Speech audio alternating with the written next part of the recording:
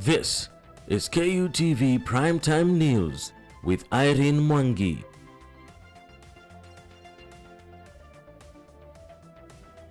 Thank you for staying tuned. As we promised, it is now time for our discussion tonight, talking about vaccine rollout and the status of the pandemic here in the country. Joining us live is Dr. Shem Mutweri, who is a virologist, to give us a perspective concerning the issue of AstraZeneca vaccine rollout and the positivity rate here in the country. Many thanks indeed, Dr. Shem Mutweri, for joining us tonight. Thank you. Thank you for having me. All right. Now, let's start off from the news that we received in the country. I think it was last week that India has banned the export of the AstraZeneca vaccine due to the domestic demand. For countries like majority of countries in Africa dependent on the AstraZeneca vaccine, including Kenya. Now, that decision by India, the Indian government, what does it portend to the country in the fight against COVID-19? At the beginning of vaccine production, we saw that the company SII had the capacity to produce about 2.4 million vials. Mm-hmm. And this translates to almost 60 to 70 million vials per month. Mm-hmm. And they had said by June they would have that number up to 100 million vials. But we have seen lower number of vials coming from the company and higher demand from other countries, the more rich countries.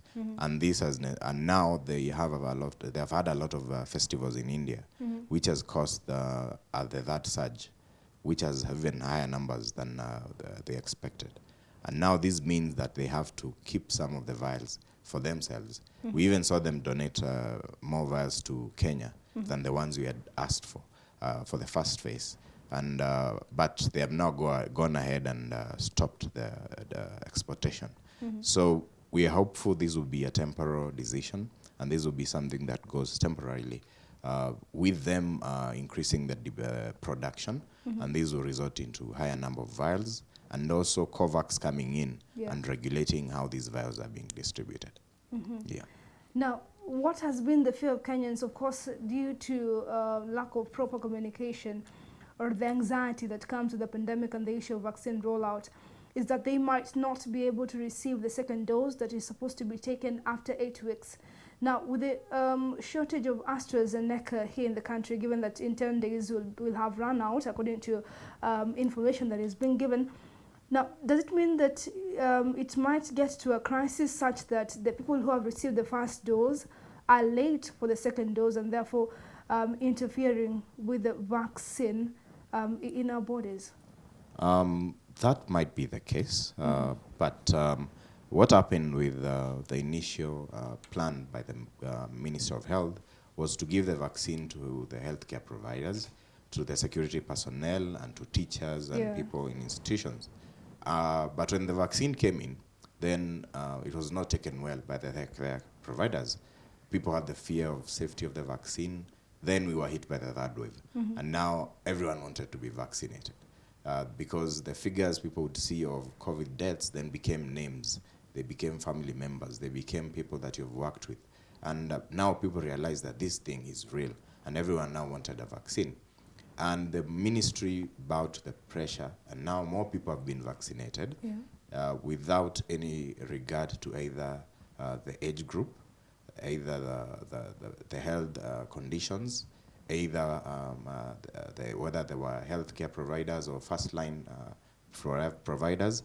And now this means that we are running out of the vaccine. However, as they say, it's better half a loaf than none.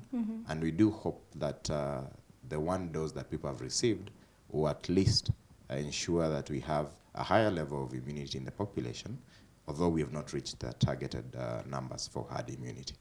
Yeah. Now, the Minister of Health, when the first batch was getting into the country, had proposed that they're looking to vaccinating 3.2 million Kenyans by June this year. Now, this comes at a time where we are having the ban on export of AstraZeneca. We are having CDC looking into having Johnson & Johnson, which is another vaccine. Now, what we are seeing now, did the Minister of Health become too ambitious in making this particular projection, given that they did not have a leverage in terms of having the vaccine, one, on time, and the vaccine in terms of having the batches not delayed due to any sort of crisis that might arise, like what we are seeing in India? You have seen a hard stand being taken by the countries producing the vaccines. And this was not the case when the vaccine rollout was supposed to begin. COVAX, which is the consortium that has Gavi, that has another organization that are looking into the equal distribution of the vaccines, did not promised more than they delivered. So we are seeing a scenario where probably, yes, it could be that the ministry may have thought that they would have it, but they have gone to numbers that might be lower. However, it's still early. We're still hopeful that they will get more vaccine vials and they'll have a more better way of delivery. The delivery was good because you'd get the vaccine and an SMS would come to your phone almost immediately.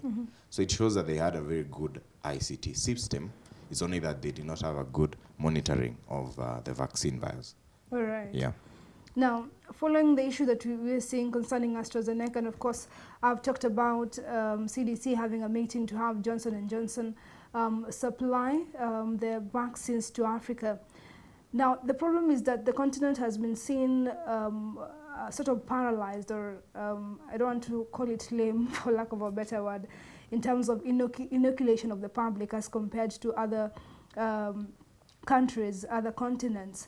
As a continent, have we failed to agree or to bring our heads together in terms of finding a vaccine, given that even the meeting that CDC had, Kenya did not have a representative? Are we failing as a continent in terms of fighting this particular pandemic as one? I would say yes, and it's sad because looking at the numbers, we have a ratio of 1:4 people in developed countries getting the vaccine versus 1 in 500. Those are staggering numbers, and WHO issued those numbers, and it was shocking to most scientists. We even had an African CDC webinar that was happening today, and one of the issues that was quite well discussed was the issue of having Africa being able to produce its own vaccines. And we have the capacity, we have the scientists, we have, what we probably may not have are the facilities. Yeah. And what we need to look at is the issue of the facilities versus the issue of the cost versus how fast can this happen. Looking at the issue of are we moving too fast, SARS-CoV-1, which caused the first SARS pandemic, did not get a vaccine. So within all the years before its eradication, there was no vaccine. Now we're looking at SARS-CoV-2, where we already have a vaccine in less than 12 months. So, and we are seeing vaccines, interactions, people are getting the first vial. We have AstraZeneca, the next one is Johnson & Johnson. So we are not sure how this might play out. But it has also gone to show that we need a more organized manner in which these vaccines will be distributed. Because now about 60 countries are facing a shortage of the AstraZeneca. And with almost a very high number of people have already been vaccinated in those countries. So we will see a scenario where people get the first dose, and then there's a delay for the second dose. Sure. The immunological impact of that, we'll just have to wait and see. We are saying this jokingly, but this is probably the biggest scientific experiment ever done on humankind. Yeah. Because people are taking different drugs, people are taking vaccines, different vaccines. Even in Kenya, people have taken the Russian vaccine. So we're looking at a case where we're asking ourselves, then how will this play out immunologically? And now probably we will wait and see. But we would have a better organization. Already we have the African CDC. So, but you can imagine now there were no representatives under all the platforms that were being organized. So we just got these vaccines, and no one knew how many were coming to Kenya, how many are going where. And it was just a manner of just waiting and seeing how many were to be produced by when, and when were they supposed to be rolled out. All right. Yeah. Now, if we focus on our main discussion tonight, which is the vaccine rollout, we have had people complain that the issue of vaccinating or inoculating the public has been done in a haphazard manner. In terms of, yes, it was said the health workers, teachers and security officers will be first to be vaccinated. Then came the issue of people above the age of 58 years. But now people even as young as 26 are getting vaccinated. Is the Ministry of Health not being careful in ensuring that there is a systematic manner in terms of how people are being vaccinated by this first phase of vaccination here in the country? Do you think they have been a bit, they've shown some sort of laxity in this process of the first phase of vaccination? One, I would say, they always say, call a spade and not a big spoon. And I think it's time for us to admit, and also the government to admit, that the process was not as smooth as planned, and there's need for a better plan when we get to the next phase of vaccination. There was a lot of pressure when people started posting photos. We had a lot of celebrities posting photos, politicians. All of a sudden, the demand shot.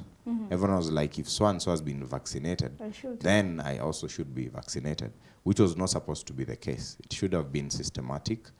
We had expected them to vaccinate the security personnel first, the healthcare providers first. I even have a case where I met one healthcare provider who was vaccinating and was telling me they have not yet been vaccinated. Because now they are overwhelmed, they are just reported back to work, and they just started vaccinating people. So you find that it should have been systematic. Who's vaccinating who? Yes, you're the nurse, but you should probably get it first before you start vaccinating other people. Probably they should even have a platform where you register first, then they take your details, then they tell you, come on a certain day to get vaccinated. That way they know the number of vials they're expecting and the number of people they're expecting to vaccinate. There are cases of health facilities in certain counties where people queued the whole day and were turned away because the vials were not enough.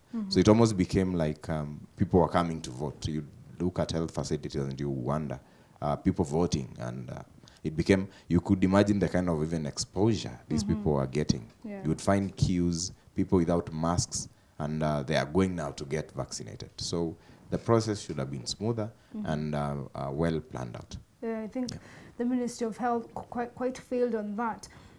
But even as we continue with the same line of conversation, we had the Russia's Sputnik vaccine, which jetted into the country a few weeks after we had the AstraZeneca vaccine. But into the vaccination process, it was banned by the Ministry of Health on the basis of it was a safety measure.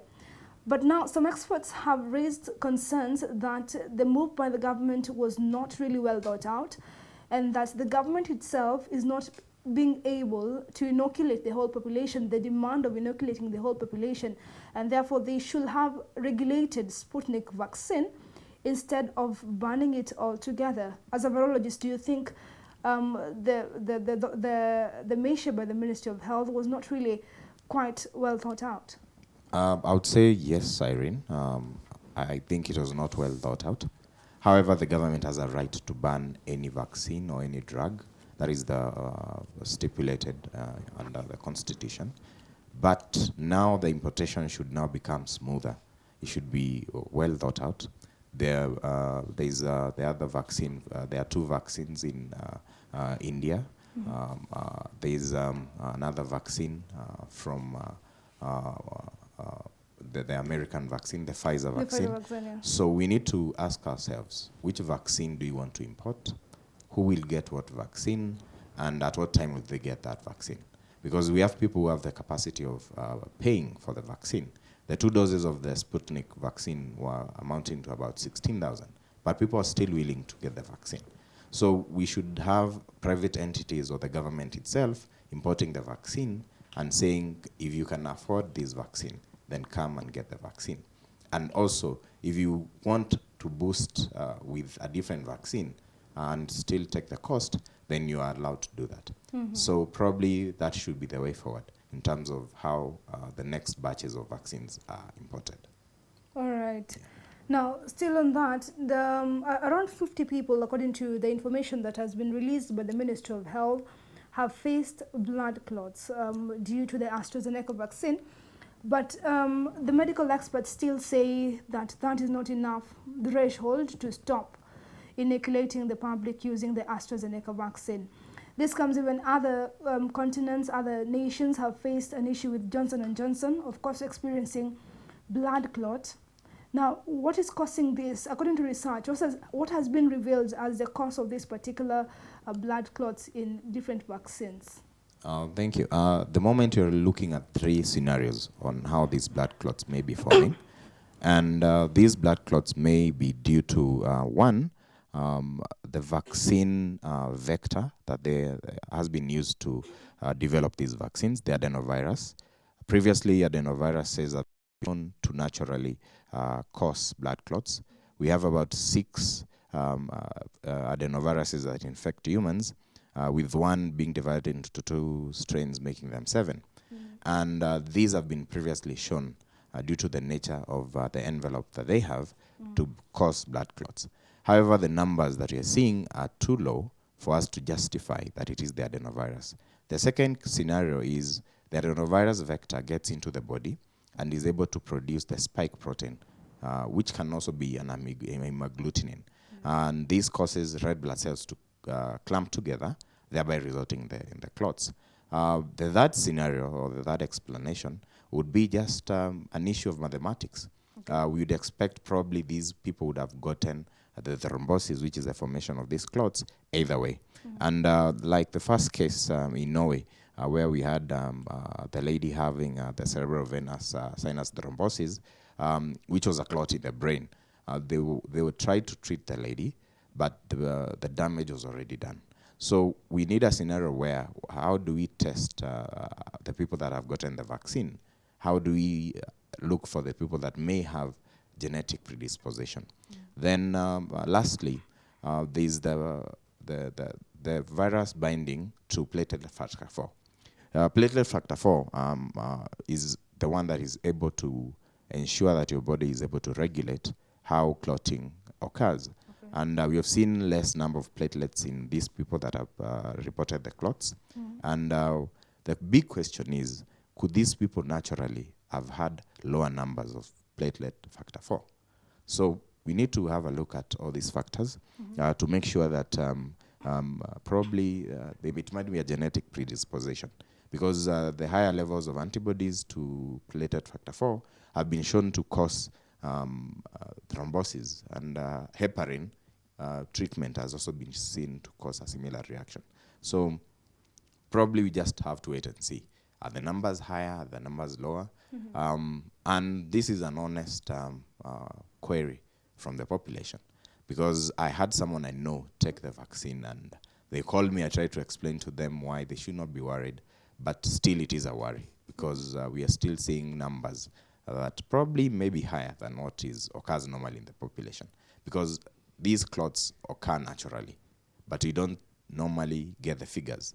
So probably what COVID has done, it has turned the whole world into scientists. It has turned all of us into pharmacists. It has turned all of us into immunologists. So now everyone is worried about clots. One thing that is evident is that taking drugs like aspirin, drugs like diclofenac, has been shown to cause heart attacks. And probably the number of heart attacks we get per year in Kenya is from these drugs, the non-steroidal anti-inflammatory drugs. But no one talks about that. No one fears popping a brufen or popping an aspirin into their mouth and thinking this can cause a heart attack tonight. But these are facts. So probably we are pushing the issue of side effects too far, because most of these aspects of side effects are there. If you take paracetamol and mix it with alcohol, there are issues with that, but most people do that without even thinking about it. So probably we need to just look at the figures quite well, look at what are the predisposing factors, get people's history first. Have you had a history of blood clots? Do you have an issue with antibodies to platelet factor 4? Probably taking a sample of blood and analyzing before people are vaccinated, because we don't have that data. And people are just walking in, walking out, walking in, walking out. Probably that person already had a heart condition. And if they die, then we'd say we've had 4 people die of heart attack because of the vaccine. But that is not the case. All right. Yeah. Okay, now the surge of cases in India has caused a ripple effect here in the country, and the magnitude is now being termed as huge. But now I want to focus on the magnitude of them banning the import of remdesivir, which is a drug which is used to inhibit the symptoms of coronavirus pandemic. Now, given that Kenyans had certified remdesivir as the drug to sort of manage the symptoms of coronavirus here in the country, what is the magnitude of that particular decision by India, and how are we able now to handle coronavirus here in the country without that particular drug? The initial indication from WHO was that the drug itself has no advantage. And probably for people who have severe symptoms and end up succumbing to the disease, and if most of them who have been given the drug, they have not had a positive reaction. So it was a drug probably that has made people who would have survived either way survive. So probably it might not have an impact, but that's just my scientific point of view. Because the numbers of those that were using the drugs, were they in ICU, or those who have had very severe symptoms or cytokine storms, is that the drug itself is not effective. But that's just my own point of view. Probably we need to look for other alternatives of managing the drug, managing the disease. We have seen mentioned by the former Prime Minister of herbal drugs. There is a case of one herbalist who sadly passed on from Mombasa. Was one of the first cases who passed on from Mombasa, but had managed a lot of patients, and the patients recovered. So we did not take that data. So we need to ask ourselves, how did Madagascar manage? Because there are reports that Madagascar is using a herbal drug, people are recovering faster. What do we need to use to recover faster? Hydroxychloroquine, still WHO gave indications that doesn't have any positive effects. But we have seen people use it together with zinc and vitamin C, and we've seen people recover faster. Sadly, actually, you find most pharmacies now don't have supplies of vitamin C. So we need to ask ourselves, what can we do to manage this disease before it gets to high levels and before it gets to a fatal level? One key indicator is that monitoring a patient is more important than even treating the patient. So people need probably to have their oxygen levels checked promptly. The whole issue of home care needs to be enhanced. Can people buy oximeters? Are they able to afford the oximeters? Because there is a case of someone who passed on because they were not able to know that the person was having hypoxia, which is low blood levels of oxygen. Because the person was breathing well, but already there was no oxygen in their blood. But they were not having breathing difficulties. And this is what we are seeing with the new strain. The new strain, you're seeing more cases of hypoxia than cases of people having breathing difficulties. So it's an issue of management rather than treatment. I think we need to look, how do we make this work better? There have been reports from China of people using steam, and we don't know how that is working for these patients. So what other alternatives then can we have other than remdesivir? So yeah, that would be the best way forward. All right. Now let's focus on the numbers that we're having here in the country, looking into the positivity rate. For the past 1 week, it has been playing between 12 and 16%. Now, Kenyans have been quite agitated. They want President Uhuru Kenyatta to sort of relax some of the measures that have been put in place. Looking into a positivity rate, are we far from easing the measures, or can we say we are about to get to the safe place when it comes to the fight against the pandemic? Sadly, I would say we are far from getting to having the measures eased up. We have seen a case where most of the numbers have come higher and higher. We have seen Mexico recording about 2,192 deaths in just one day. We have seen Peru record 384 deaths. We are seeing higher numbers in India. So the thing is, people, the measures are put in place, but people have a way of going against the measures. So there's a ban on restaurants and bars, but people now have taken their parties to their homes. So probably the numbers will not go down. We have seen the case in Belgium where one young man jumped off the balcony because they were having a house party and the police had come over. So we need to ask ourselves, why do we want the government to open up? What measures are in place? Are we willing to take the Ministry of Health guidelines? Are we willing to have these measures in place? And are we willing to take up the blame for anything that happens? Because the numbers, you'll find someone tells you, I just came from visiting my grandmother, and they are very happy about it. They tell you I was able to pass the roadblocks, and that is sad, because the measures are not put there just for the sake. They are put there to ensure that the numbers go low. The increase in Kenya was about estimated about an increase of 377% from the initial numbers that we would see initially.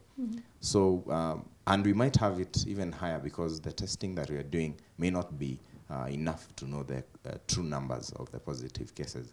So we need to have the measures probably even tightened further.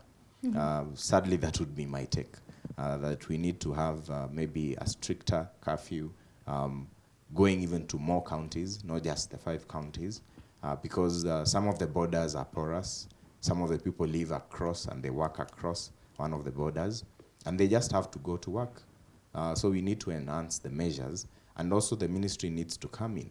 We saw the government was to provide sanitizers. That never came through. The government was supposed to provide masks. That never came through. So we need to ensure that these measures are there too, so that we can have this issue solved. However, my doubt is we have seen countries like Iran have now a 4th wave. So my question is, if we release, if we have a slowdown on the measures, then the numbers get higher. We'll be having an opening, closing, that probably would go for too long. So we need actually to look at the measures and ask ourselves. We saw one of the European countries, more than 10,000 demonstrating, without masks, without anything. And this was sad, because it is from such events that you are having these surges. In India, they're having festivals at the beach.